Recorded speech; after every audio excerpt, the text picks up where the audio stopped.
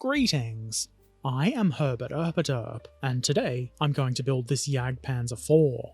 As you can probably tell from the box, this is a 35th scale kit from Border Models, and designed by T-Rex Studio. If you'd like to have a look at the various bits and pieces included in this box, I did a video about that a short while ago. There's a link in the description, so why not check it out? You might want to pause this video, because I'm going to get straight into the build, which starts with the exhaust. Seems like an odd starting point, but who am I to argue? The main part goes together pretty easily, though you may need to do a bit of nudging to get all of the bits lined up properly. I then put the end parts on, which makes sense. Without those it would look kind of silly, and you couldn't mount it to the hull. Speaking of mounting to the hull, these two parts don't actually impact that, but they do go over the top of the mounting pins. Simple enough. Next, I prepare some more parts for the hull rear. These idler wheel holding doodads. First, this end part goes on. I follow it with these thin whatever they are, though I would suggest leaving these off until the whole rear assembly is on the hull. You would reduce the risk of breaking them off if you did it that way. I didn't break it the way I did it, but there is a risk. The towing hitch gets put together next. This isn't overly complicated, and there are some guides to make sure that it fits together, though you may still have to do a bit of nudging. Putting the pin in place helps guide the parts together and should add a little bit of extra strength. I then take the whole rear part and glue this little protrusion into place. I've no idea what it is, but it's a bit easier to put this on before adding the muffler. This block goes next. It's nice and easy to put into place. The towing hitch is also pretty simple to install. I did have a little bit of trouble with the idler wheel mounts though. I had to apply pressure to them, and it would have been a lot easier to do that without those thin little doodads on them. I did eventually get them into place, and then I installed the muffler. You can see how it occupies most of the space around that protrusion, whatever it is. Then, photo etch. This isn't too bad.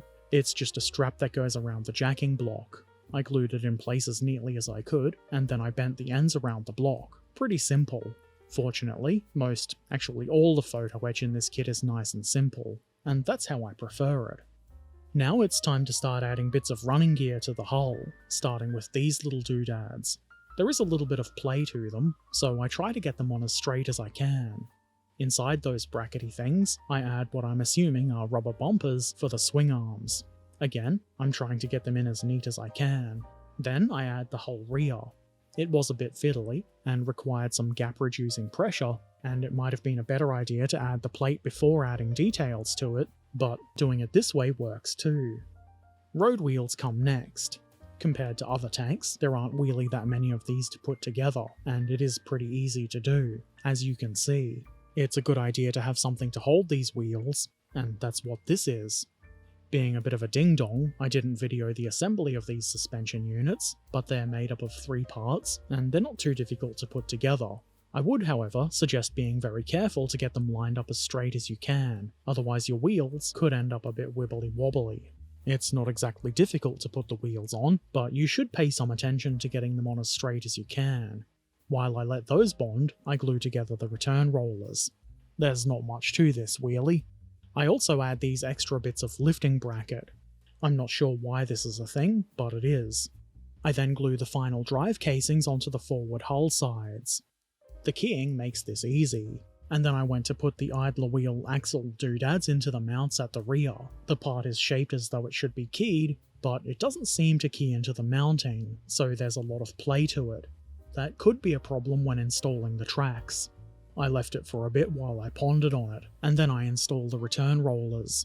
There's 4 of these per side, and they pretty much drop right into place, though again, a little bit of nudging might be needed to get them as straight and neat as you can. I glue the bogie assemblies into place next, and there is keying, which should lead to all of the bogies being nice and straight, and the parts that contact the hull are. The problem is, there was enough play in the other 2 parts of the bogies that they're all a little bit wonky.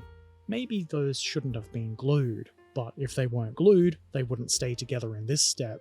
It does look pretty bad. I fixed the problem as best I could off camera by adding glue to the suspension parts and forcing them into better positions. It did result in some damage, but fortunately not enough to ruin the build. It would obviously be best to get the suspension assemblies together properly level in the first place, though I did think I'd done that. It's kind of hard to tell if they are level. Oh well, it could be worse. I decided to bite the bullet with the idler holdy bit and selected a position to glue it. It's basically hanging straight down, which kind of looks like what the instructions want, but they're not especially helpful in this regard. Moving on, I glue this whole plate into place. It didn't quite fit without a bit of scraping and sanding, and then some pressure, but it did eventually go into place, and it looks pretty decent. And above that, another plate. This one also needed a bit of extra attention, though not quite as much. Why not add the little transmission access hatches next? I start with the hinge part. The way to make sure that it's in exactly the right place is to immediately put the hatch on. This should nudge the hinge part into the correct place.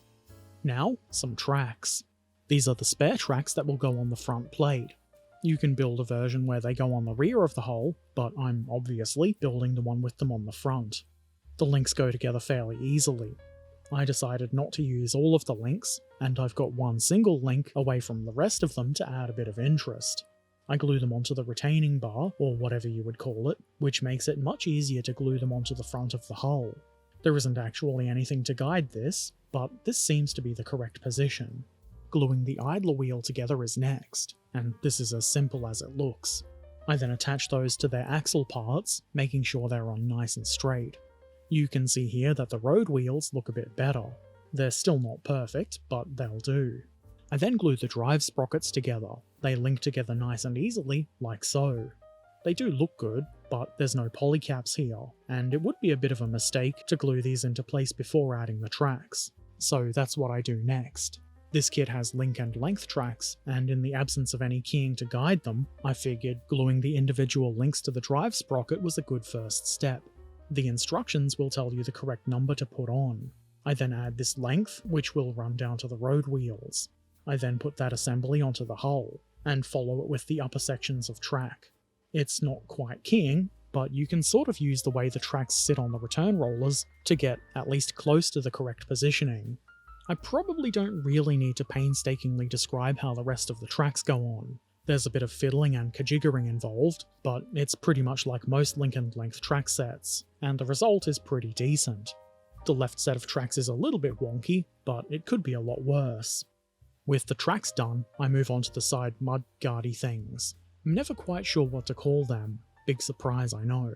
Before putting them on the hull, we need to add the front and rear bits. There's some large guide tabs on these, which makes things pretty simple. This little side plate might need a bit of care and kajiggering, but it's also easy enough to place. Then, why not put those onto the hull? I would love to say that these just drop right into place, but they don't. I had to do a fair bit of nudging and pressure applying to get these on, and I'm not totally sure I got them perfectly in place either, which would definitely explain some minor fit issues I had later in the build. On the rear, I add these little, I'm assuming they're reflectors. They're too thin to be lights. And then on the front, I add these things. I guess they're vents or something for the transmission. I don't know, but they are in place. Next, I begin working on the internal portions of the main armament, and I'm only building the parts that are required to hold everything together. There are more detailed bits, so you can build a more complete breach and such, but I'm going to model my Jagdpanzer with the hatches closed, and there's no other internal detail anyway. It's pretty easy to get these parts together, and it's pretty simple to build it so things are movable, which I did. I wasn't quite sure how I wanted it all to be positioned, so having it movable was a good idea. I could decide later. The fiddliest part is the sight that will protrude from the roof. It is an important part though, so it's probably worth the fiddliness. I then insert that assembly into the external bulge. I wasn't totally sure it should be assembled the way I did it, or if I should have tried to install the outer half onto the upper hull part and then added the internal bits. I don't think it really matters either way. I did my best to be neat with the glue, so everything would remain movable, mostly so I could amuse myself by wiggling things about. I then installed that assembly onto the upper hull part. It did take a bit of pressure and kajiggering, but it goes into place fairly easily. There was another plate that should be installed on the inside of the frontal armour, but I couldn't figure out what purpose it served, and there didn't seem to be any obvious issues in omitting it, so I did. I then installed this little wall here. I used the work surface to ensure that the bottom of the wall wasn't sitting too low. Next, I start working on the roof. I'm installing the vision devices first. There's a little bit of keying to help you get these positioned around the right way, nothing too difficult. There are some internal roof details that you would add if you were modelling the hatches open. I won't be, so it's kind of pointless to put those parts on. Then I figure, why not glue the roof into place? It fits pretty well, though I did need to apply pressure to make sure there are no unwanted gaps. Then, into the commander's hatch, I add the vision device and the little plug thing into which it sits. I had this around the wrong way at first, so I twisted it and made a bit of a mess, so maybe try to avoid that. Moving on, I install that hatch in the only hole that it would fit in, which means it's the correct position, probably. The loader's hatch goes on next, the round one. I add the forward part of the commander's hatch next, again by first gluing the hinge part into place, and then the hatch part, which will in turn nudge the hinge part if needed. This is where a pair of binoculars would poke out, and obviously for that, you would model the hatch open. I've chosen to model the binoculars in the stowed position, so my hatch is closed. Now for some more photo etch. These are brush guards for the vision devices, and they're simple enough to bend into the correct shape. They've got lines etched into them where they should bend, which is rather helpful. Then I figured, why not glue the upper hull into place? It's not a bad idea. I mean, it has to be done at some point, and it's not too difficult. Hindsight is 20/20, so I can see here there's a problem with the little indents along the lower edge of the armor plates.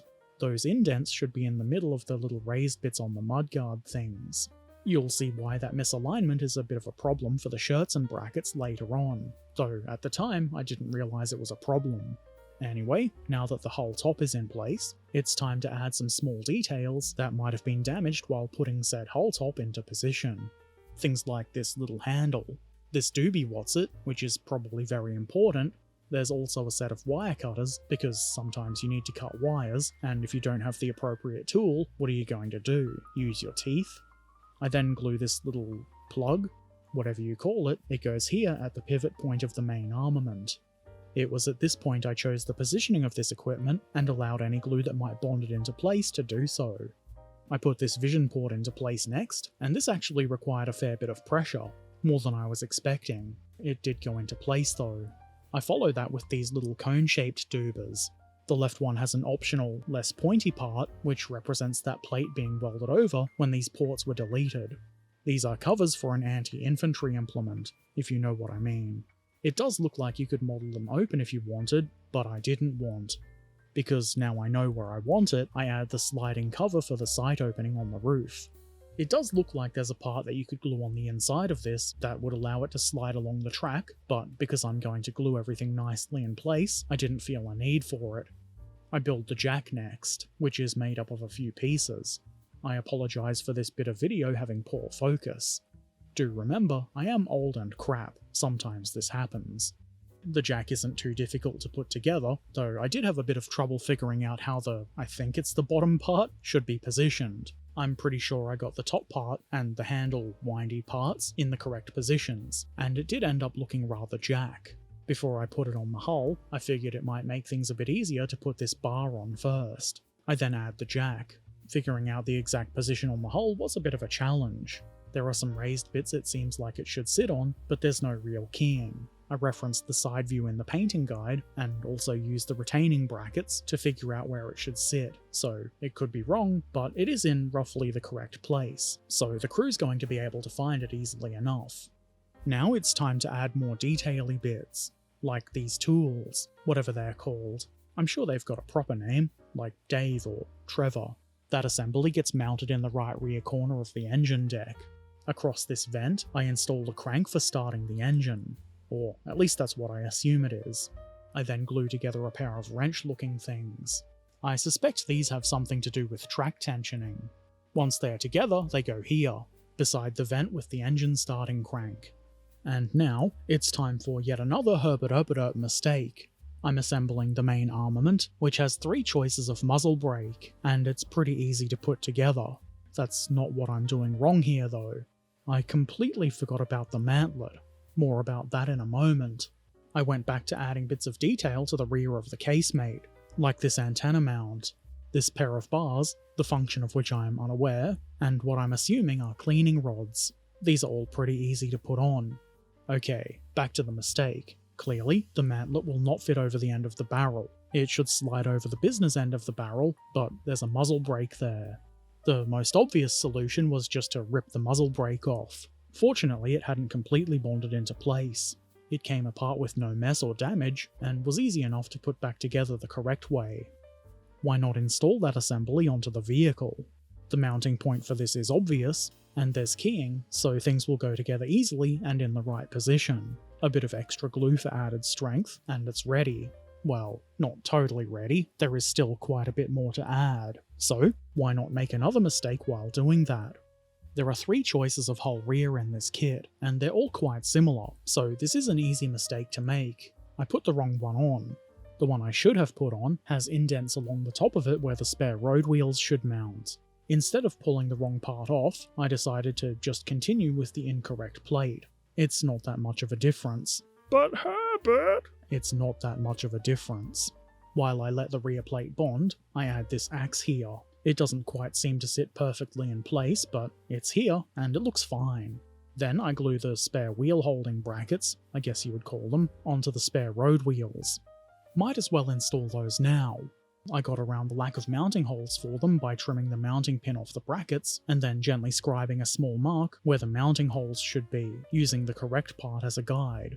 Gluing the spare wheels on is rather easy. It's almost as though I didn't make a mistake at all. Almost. Next, more tools. There wasn't actually an instruction for this shovel, but you can see it in the diagrams, and this is where those diagrams show it, so I put it here. I then glue the 2 halves of the headlamp together. This is pretty simple. The hard part was handling the mounting for said lamp. It's got a nice thin wire part molded into it, so of course I broke it. There are actually 2 of these, but I figured I would probably just break the second one anyway, and I didn't lose the wire part, so once I'd installed the bracket, I just kajiggered the cable part into place. It was fiddly, but not too hard. Obviously the lamp is then mounted into the bracket. It is keyed, which should mean that it at least faces forward without too much effort. A fire extinguisher mounts onto the long doobie what's-it here at the front right, and in front of that, I add this thing. It looks like a tool of some sort, but I've no idea what it is or does. At the left rear, I add this thing. I'm assuming it's some sort of convoy light. The instructions seem to show there should be a mounting hole for it, but there wasn't, so I've just kind of eyeballed it and hoped it would stay where I put it. The Schurtzen mounting brackets come next, and these big ones at the front are pretty easy to place. They seem to be different for either side, so do be sure to use the correct parts. In fact, there are different parts and instructions for either version of the Jagdpanzer the kit can build, so I of course followed the appropriate set of instructions. The rear, larger brackets were also pretty simple to get into their positions. This is where I first noticed that something wasn't quite right. You can see the brackets don't quite line up with the detail bits on the hull. I figured they should be installed vertically instead of lining them up with the detail on the hull and having them slightly tilted to one side. Then, the central brackets. The brackets have a knob that should sit in the small indents on the hull sides, and they should sit on the raised bit below that, but because those parts don't line up, the brackets didn't line up, and it was awful. I trimmed the nubs off the brackets, and then it took quite a bit of time to position them. Getting them to sit at the right height and as vertically as I could make them was kind of challenging, and it was kind of annoying. They did eventually all go into place. I then installed this little tool thing here on the left rear. There's keying to help position this. Now for some more photo etch.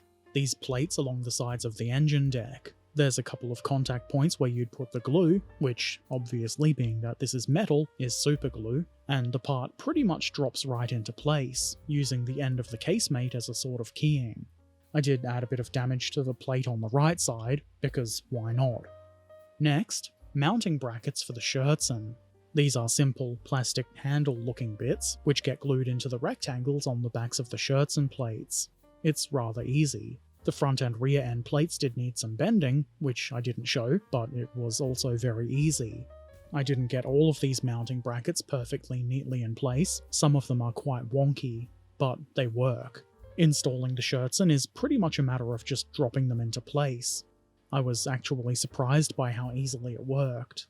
I suppose you could glue them into place, but they will stay there pretty nicely just hanging. And the good thing, if you don't glue them, is that you can just take them off when it's time to paint, and that should make things rather easy. And obviously, if you want, you can leave some or all of the Schurtzen off.